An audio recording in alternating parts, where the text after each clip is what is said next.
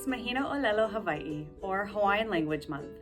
Haima has been eagerly sharing a daily Hawaiian word to help celebrate what makes Hawaiian culture so special.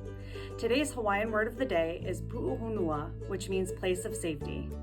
A place of safety is a designated location where individuals and families can seek refuge during emergencies or disasters. These locations are equipped to provide shelter, protection, and essential services to those affected.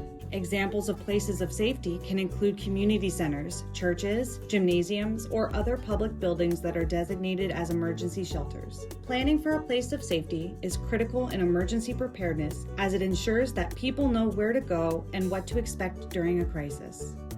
Haima's Hawaiian word of the day is Pu'uhonua. Can you identify a Pu'uhonua in your neighborhood? Remember, preparedness is a kākou effort. Mahalo.